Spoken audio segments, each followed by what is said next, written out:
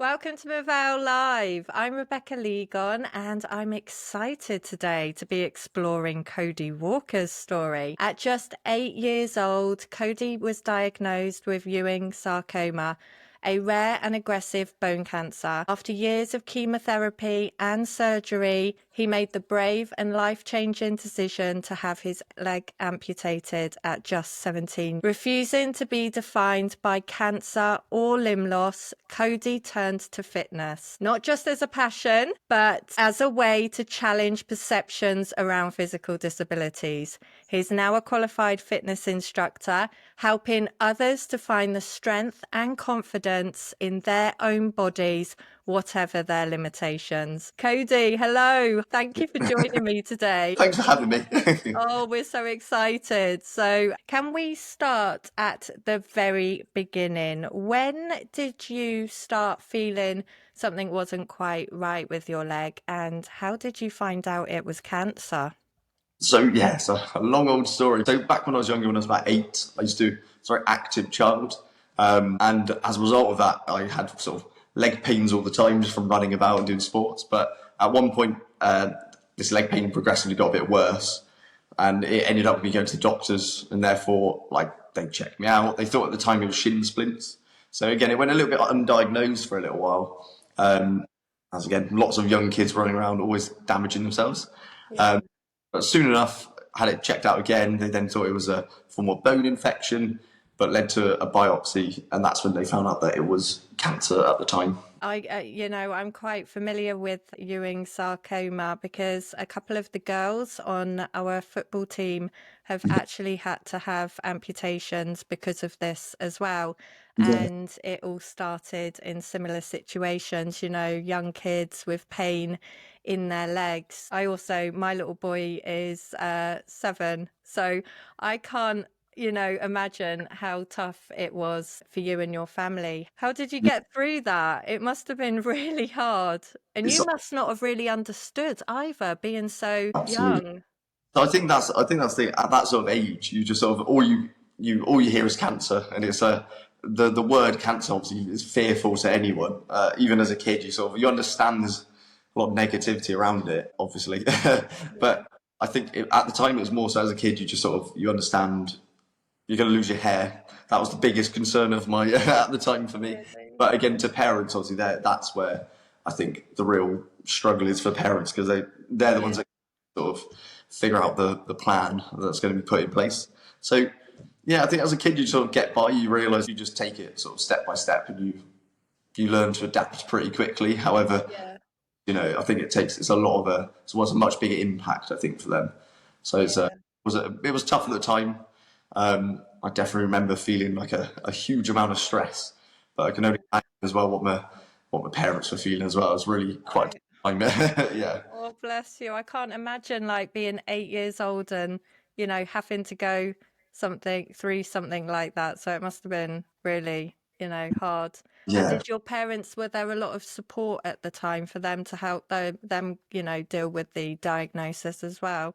Yeah, so I think at the time I think it was Click Medical at the time, which are now like the Cancer Trust. But yeah, so I think they offered a lot of support at the time, which was obviously crucial to family and friends and stuff that also sort of had to deal with the situation. So Yeah.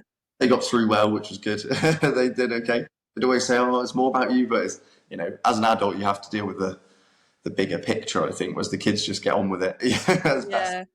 You just want to do everything you possibly can to protect your baby. So, yeah, it must have been like my heart goes out to them. I bet it was a really tough time. Yeah, got through it, so it's all good. But yeah, it's pretty tough. Yeah. So, you had to have many surgeries before you came to the decision before having your leg amputated. How did you all make, I guess your parents had a big decision in that as well, come to that decision? Yeah, so in the build up to my amputation, I had years worth of surgeries to sort of, well, firstly to put in a internal prosthesis, and then to have that extended as I grew in height. So it was very frequent. I'd go and have operations extremely frequently, as well as that to sort of get rid of scarring. So yeah, it was very frequent, and then over time that progressively led to it messing up and getting an infection in the internal prosthesis. So once that infection had begun, there was no real there was no real going back. I was just extremely fatigued all the time, and it was basically making that decision to have it amputated. And the other alternative would have been, again, many years worth of operations that may or may not have worked in the long run. So I made that decision. I think for the best, for sure. It was just a much better option, because it meant that I could then start to hopefully progress with my life and sort of carry on doing things that I love, which was ultimately led to loads of really good things. So it was, despite it being daunting, it was definitely the right move. Yeah.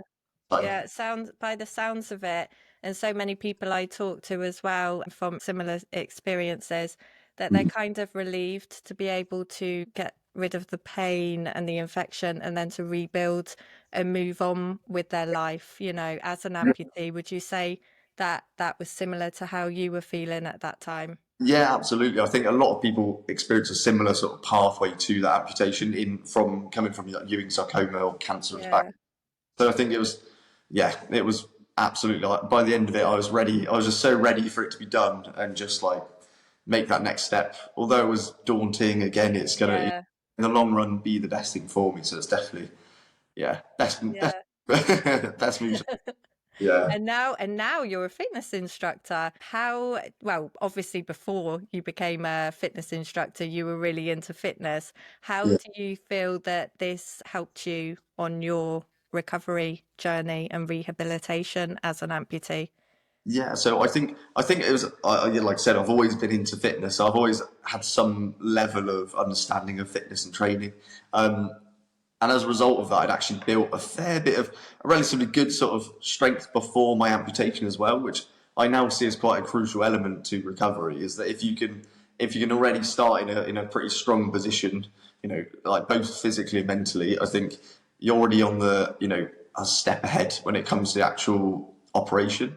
So I do tell people that a lot, especially people that I know that are going to be having forms of operation, however minimal, whether it be like an ACL reconstruction or an amputation. I think if you can gain a good bit of physical strength and be in in a healthy state beforehand, Mm. of the recovery being quicker, obviously going to be much higher. So it's pretty cool. But yeah, so It's so true actually, because as an amputee, I've heard a statistic, you may know more about this than me, but especially for the above the knee amputees, we burn up to 75% more yeah, calories, energy than a regular person with all their limbs. it's absolutely huge amounts of energy that you're burning, and I think a lot of people see that as funny because you're missing a big portion of your body, so you think, oh, you're obviously going to be burning less, but the amount of recruitment of other like muscle fibers that you're going to get involved when even just walking on a flat surface, it just goes. So you're burning so much energy just to do something that's relatively basic in the eyes of most people. Yeah, so Yeah. having your fitness and having your strength is obviously a massive positive to that. Yeah, absolutely. Yeah. Yeah, Yeah. when I was like managing fitness programs for Limb Power charity, we often found that a lot of the people that had taken part in the fitness program, the benefits that they'd received was to be more physically mobile and more confident, even just walking around on their prosthesis, because, it's really important to have a strong core, isn't it, as an amputee? Yeah, absolutely. Yeah, absolutely. More so than anything, the core work is so crucial. Otherwise, it can just lead to just more imbalances, isn't it? And it's absolutely perfect. Yeah, yeah. So you're now a qualified adaptive PT instructor. What do you love most about helping others with mobility differences to partake in fitness and to feel strong and empowered again? Yeah, so I think the major thing to see is just progress. I think that sort of seeing progression in different ways. Obviously, that some will just be that having a little bit more of that confidence in themselves, or whether that can then be sort of translated into them being able to move around more freely and more confidently without having sort of support from people all the time. I think that is by far the biggest, nicest thing that I get to see is that just that progress, and that I think it expands like all elements of their life because they get that confidence in themselves, they get the confidence to go out and do stuff again. So it's not just I can lift a heavier dumbbell. Yeah. It does translate to sort of external things, which I think is, and then they'll tell me, this week I walked a little bit further than normal, or I did something a little bit different that I don't normally do. I think that's the most the most motivational thing for me as a PT as well is that like seeing that bit of progress as well. So that's pretty Yeah, cool. and Yeah. how do you find that you put your own personal experiences of, what you've been through as a kid, having an amputation into like helping others with mobility situations, help them to regain their fitness? Yeah, I think from my perspective, there's more. I think people that are working towards being more mobile again. I don't think. I think it's more that I get to. It's a tough one. I'd say it's probably more so an understanding. It's a hard Yeah. thing. It's a hard thing to put into words. I think it's having that understanding of being in a place where you've been less mobile or in a bit of a tricky situation with mobility or disability. I think having some level of understanding is what allows me to then help them that little bit more, or they Yeah. as though that also helps them knowing that I have an understanding. It's just having that common ground. I think Yeah. is It's what. probably also as well, it's, every amputee is different, every person is different, and, injuries come in all sorts of shapes and forms. You're Yeah, probably used to so many different ones, but yeah, I find it's all about adapting because our body can achieve the results. It's just working out how to do it differently. So I guess you have a lot of creative ways to help people. yeah. So yeah, absolutely. I think that's one of the things that a lot of people get into it, like mobility, get caught up on is their movement may not look exactly like everyone else's, whether that be again someone with like a form of muscle wasting sort of disease or someone Yeah. who's in a wheelchair. It may just be that they feel as though their movement doesn't look correct. But at the end of the day, if it's allowing you to progress in your own way, there's no right movement as such. There's good form, but you Yeah. can have good form in a different way. So it's just about adapting it enough that you can get. Yeah. So that's yeah, absolutely. Yeah. Yeah, that makes so much sense. You on your Instagram, you showcase a lot of fitness content. Yeah. What keeps you motivated to stay consistent with your training plans? Yeah, I find that a funny one as well because I'd say as most people that go to the gym or that have to do training like you've done for sports, I think you're not always necessarily motivated. I think it's a weird one. You're not always ready to like up and raring at 5 a.m. to go to the gym. But I think having a level of consistency will always like top that motivation. So I think I've become so consistent over the years because I know in the long run it's going to allow me to live a better life. Especially when I think 10, 15 years down the line, it Mm. will allow me to have a better sort of level of movement and ability. I think that's some deeper level of motivation. Whereas I think day to day, it's just make sure just keep yourself as consistent as you can. Even if you hate the idea of going to the gym or Oh, doing yeah. your, that's the best bet. I know. I think people naturally think that exercise comes easy to us, but for me, what I find, and a lot, some advice that I give to people as well, which kind of is sort of in tune with what you're saying, is that I say we always have routines for stuff. We know when we have to go to work. We Yeah. know when we have to eat. So Yes. for me, I have to stick to a strict routine. Morning, getting Yeah. up before taking the kids to school. I have to exercise. If I do not do it at that time, I won't do it because so I have to stick to that routine and schedule, and that is what works for me. So yeah, Yeah. it's That's it. Absolutely. Yeah. It's having that routine and that consistency there. Yeah. 100%. yeah, Yeah. yeah. Mm. Um, do you personally, in the fitness industry, because I know it is becoming more inclusive now, but do you ever face misconceptions in the gym about, you being a amputee trainer or I not? think potentially at times I've sort of had this. I've had that thought that other people may perceive me in that way, or they may perceive me as someone that can't train as intensely or help them train as intensely.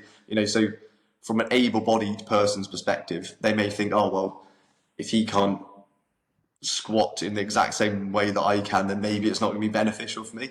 But I realised that I'd say at the moment for about 90% of my clients are able-bodied. Of my one-to-one clients that I work with in my pure gym, Yeah.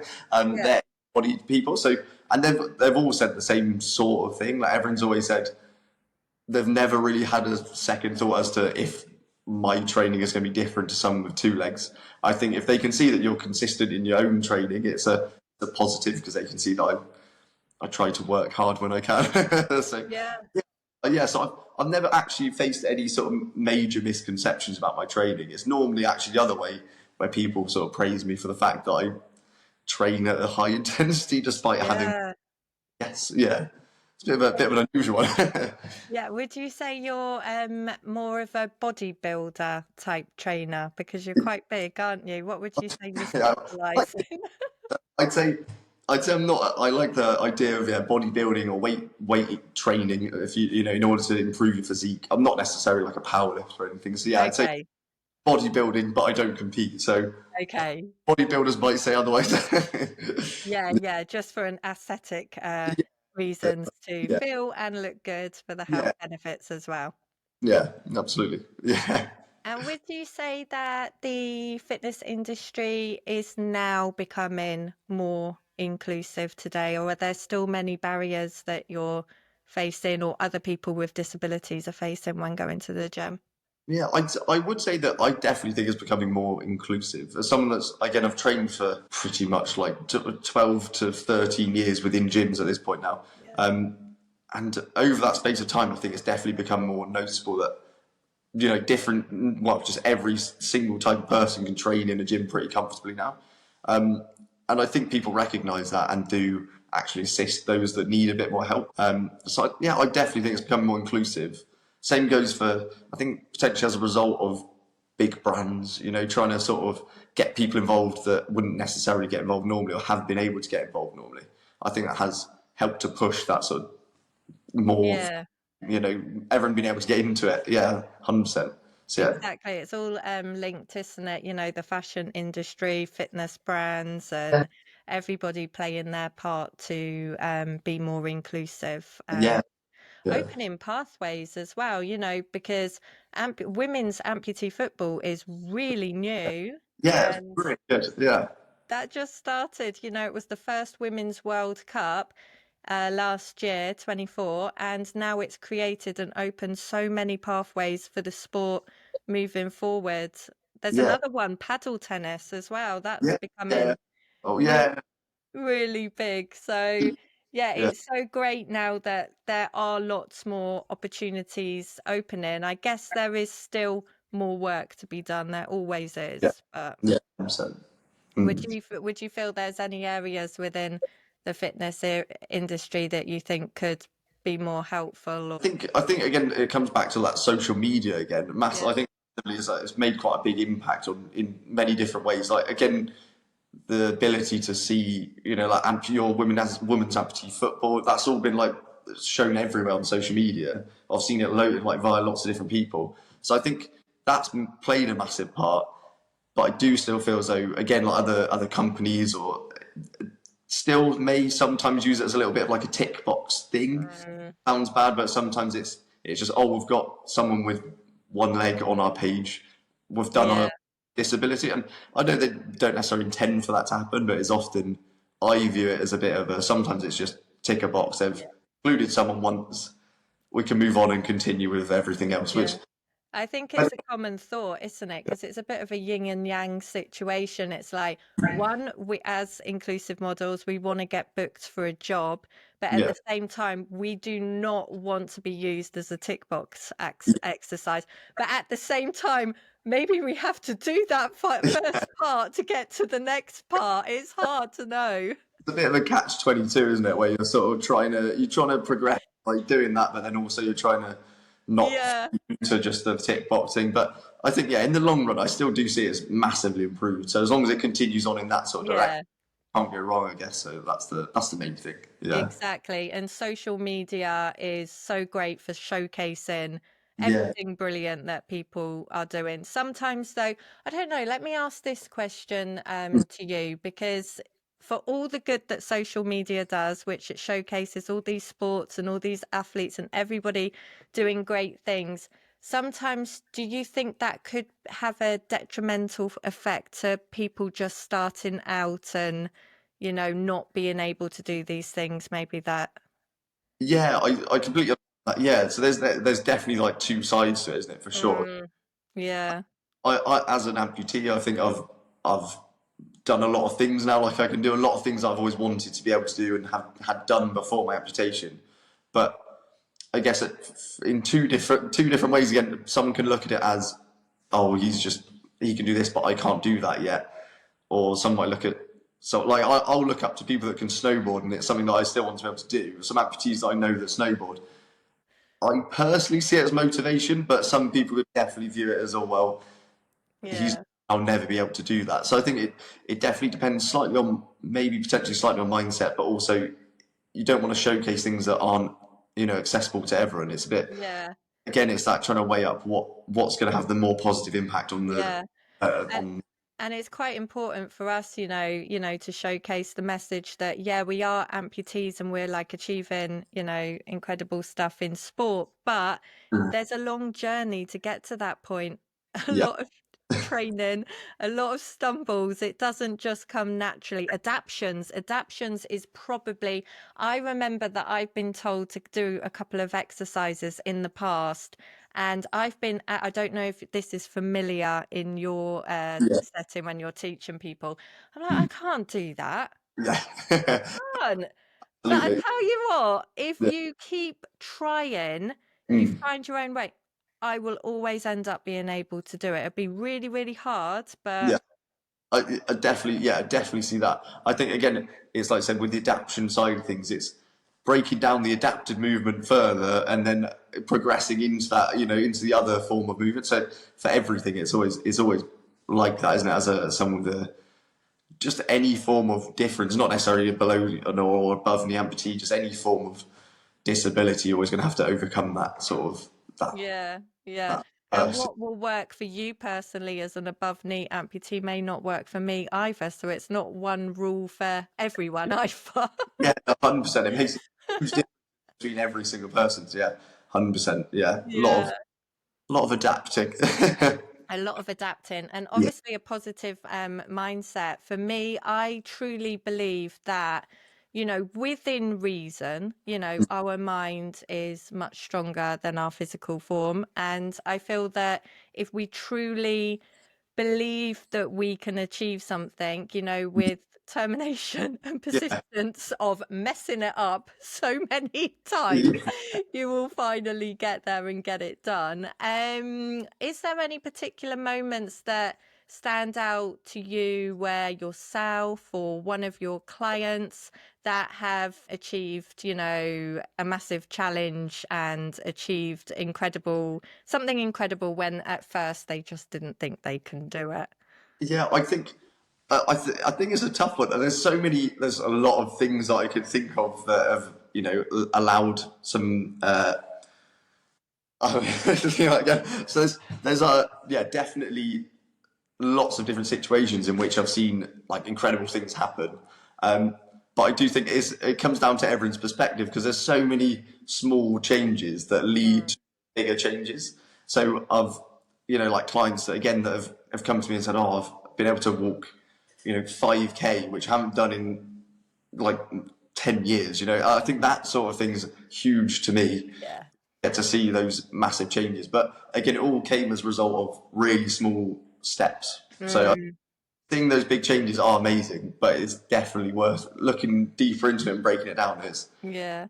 How did you, talking about that and overcoming challenges, how did you find your experiences on your first prosthesis, taking your first steps to then becoming, a fitness instructor? How yeah, was your journey? I think it was a long journey for sure. I remember the sort of frustration of post amputation. I think for every amputee, the dream is to have the amputation next month, get on a prosthetic, and you're away. I think that's everyone's perception of it initially, to some extent. Yeah, I true. remember having to wait those. I think it was around 5 to 6 months of healing, wait for everything to be ready to go, and then even at that point, it was still starting physio, and it was using one of those really, I can't remember the name of them, but those weird legs that weren't like they're in no way adapted to you specifically or fitted you specific, and it was just that initial feeling is terrible because you think, oh my goodness, like it's going to be like this forever. Yeah. But months worth of practicing and getting your first prosthetic that actually fits well or fits as well as it can, it Mm. makes all the difference. So I think it was a tough bit of time, and I'd say for sure it was like the worst element of being an amputee for me was the period where you couldn't really use a prosthetic properly and you Yeah. had to wait a good few weeks to use it correctly. But any advice, yeah, the advice I give to everyone else is still, when you are safe to do so, get as much practice on it as you can because it will Mm. speed up that sort of process massively. I don't know how you felt with that. Did that feel the same for you, or was it Do you different? know what? I actually had an I was born with limb difference, I so I had an know that. amputation Yeah, at 6 years old. yeah, So I don't really remember so much, and I've always been yeah. walking on a prosthesis. My amputation was to take my leg above the knee Right, so that yeah, I could have a better prosthesis when I was an adult yeah, because my first prosthesis was like a wooden type peg leg, straight leg, yeah, completely impractical to do yeah, anything. So that yeah, was the reasons behind that. But however, I can relate to it in so many ways. You know, if you get you get a prosthesis or you get a new socket, even the slight adjustment to alignment or shape in the socket, yeah, it's like your body has to relearn and accept it again. And I say to people, it can give yourself 3 months to break it in. yeah. I Yeah. completely agree. Yeah, 100%. It's a really weird feeling, isn't it? That they can change by a few millimeters in a certain Mm, direction, and your body will hate it for like months. Your back will yeah. be like pulling. You'll be rubbed in like the wrong ways. It's crazy. Yeah, I know, when you're prosthetist, you're trying to explain it to them, and they're like, "We haven't done anything different." And you yeah, know that something is not yeah, right. yeah. And yeah, obviously for me, usually getting a new socket, Mm, I because I've been getting one now for a very long time, I kind of understand. Give yourself 3 months. If it's yeah. any longer than that, then there is something Needs, definitely, yeah, yeah, you change. need to get it Yeah, checked out. But yeah, yeah, it is a journey, and it is a stress, for any new amputees out there listening who are learning to walk. It is tough, but I guess stick it out and absolutely. It's a you'll worth. get there. Yeah, absolutely. It's yeah, 100%. Yeah, but in that moment as well, when you're having difficulties, I don't know if you feel the same. You literally feel that it's never going to end. Yeah, 100%. I think one of the toughest things, probably you'll probably experience this bit as well, where I think you have to, you have to wear it in order to break it in and allow us to get better with it. But we're both very active people, and in order, I wear mine for pretty much 14 to 16 hours a day, and I'm stood on it for almost like for that length of time. And it is just, yeah, you do think like, is this ever going to end? And you've got to try your best to manage the pain and discomfort while still going about your day-to-day life, especially if you're working and you're doing your training and stuff like that. You've got to find Yeah, a way around everything, which is yeah, again one of the tougher things that stays with you as an amputee. I think is that level of consistency where you've got to try and learn to adapt to just to walk about. It's yeah. quite a tough element to it, I reckon. And also knowing the difference between this, and if you're new as well, you probably won't be able to realize, is this normal or Yeah, not normal? So that's yeah. why it's good we have these conversations, because people can, say, oh, that's happening to me. It's normal. Absolutely, yeah, yeah. And I think that's a positive element to the social media because people now share that. When, Yeah. even when I first had my amputation, I didn't really know of many other amputees, and Mm-mm. it felt a bit like just being blind to it, or you just go straight in and have to figure out bit by bit. But I think yeah, having amputees on social media, you can Oh, it's really amazing. things quite soon. Yeah. It's life changing. Mm. So, have you got any goals moving forward, both personally and professionally? Any big dreams in sight? I'd say I think from my professional and personal background, I'm starting a bit more working with amputees in like a group environment at the Bristol Enablement Centre. So I'm doing sort of group sessions That's cool. with them. So I think that's my plan in the long run, is to sort of continue on doing that and hopefully expand my amputee sort of work. So I think that's my biggest thing Yeah, that's at cool. the moment. And then other than that, it's just continue on training and yeah, just continue Yeah. trying to keep my training up and push it out a bit further and try and get my reach to other amputees basically. Yeah, exactly. Is that somewhere that you would like to focus more of your talents now in the adaptive fitness circuits? Yeah, so it's something that I've always wanted to do in the long run, and it's just having the correct timing in order to sort of start doing it. So just making a bit more of a start on that, and it should hopefully, that's what I'm going to intend to swap all of my work onto in the long run. Just amputee related fitness training, personal Yeah. training, and progress with that. Yeah. Yeah, absolutely. So will you be doing online sessions or anything like that, or will it more be sort of one-to-one training? So yeah, the plan initially anyway is to be able to do my sort of group PT with like 4 to 6, and then hopefully some one-to-one sessions as well. And then maybe in the long run, yeah, working on sort of online based stuff. But Yeah. I mean, it's all sort of face to face. That's what I enjoy doing the most, because you get to meet a lot of people, so it's quite cool. Yeah, that's great. But the great thing also about online is you can tune in to the global amputee community who want to work out Yeah, that's work it. out with Cody on Friday Yeah. afternoons on Instagram. I'll I come. do that. But yeah, no, absolutely. I think in the long, I think that's the route that I'd like to sort of go down, is help sort of expand Yeah. online. But for the time being, it's just enjoyable sort of seeing face to face amputees. It's quite cool. But yeah, get to hear different people's stories, which is really nice. Yeah. I'm going to Yeah, ask you a bit of an inspirational question now. If you could go back to yeah, yourself yeah. at 8 years old, knowing everything that you know now, what would you tell yourself? I think it is definitely a tough one. I'd still say just take each day as it comes, and I think I still lived by that sort of back then, but I'd reinforce that for sure. It's just each day will be different, and I think whether it be good or for bad, you just got to take each day as it comes and continue just progressing in that way. So definitely just enjoy it as you can, like when you can, and get through the tougher bits when you need to, for sure. And that's Yeah. pretty much all the advice I know I can give. Yeah, that's great advice. Give yourself a hug and say that it's all going to be okay. So, what does living fully mean to you now, and what legacy do you hope to leave after everything that you have overcome? I think I'd say living fully to me is just about freedom. I think to me, so I think the fact that I can now move around freely and enjoy doing all the sports and things that I enjoyed doing beforehand. I think that's what to me is like living freely, like get my surfing and riding and gym and then camping. The fact that I can do everything that I actually really ever wanted to do. Yeah. That's I think that's mainly what it means to me. Just allowing myself to do what I want to do when I want to do it. Live life to the max.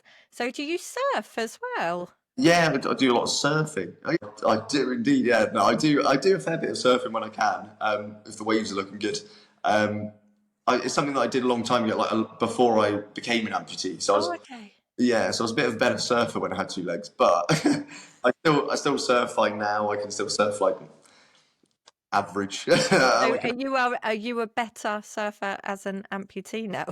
I think I'd say I'm of a similar level at this point now, but I was Yeah. a little bit better before. Yeah, I can do a bit of surfing and mountain biking. Do you go to the wave in Bristol? Is it near It's Bristol, in the Bristol. wave? Yeah. Weirdly, in all my time living in Bristol, my sister worked there at one point, and my best mate was a surf instructor there at one point, and I've still never gone there. So I often, if I'm surfing, I often go up to Wales, sort of Gower, or I go down to Devon, like north coast of Devon. Yeah. Yeah, Yeah. but Do I sea surfing. yeah. So I will definitely go to the wave at some point, but I haven't yet. Yeah. Oh, amazing. Yeah. Oh, well, Cody, it's been really lovely talking to you and having you share your story. Thanks. Would you like to maybe say any last final tips and advice for anyone out there who is wanting to partake in fitness, but they're not feeling confident enough to go to a gym setting, maybe they can reach out to you now. Can Yeah, help you. absolutely. Well, give me a message on social media, but I would just say, yeah, take each little bit as it comes. Try your best to adapt anything that you see online. Even a video of myself doing something might feel different to yourself. So it's just trying to adapt anything you possibly can in order to take that next step. And any form of training is always going to allow you to progress in one way or another. So I think just give it a good go and don't let it sort of get you down if your movement feels a bit different. It's all worthwhile. It's all worthwhile doing. But yeah, Oh, thank you. That is such great advice. Thank you so much, Cody. It's been so lovely talking to you today. and me.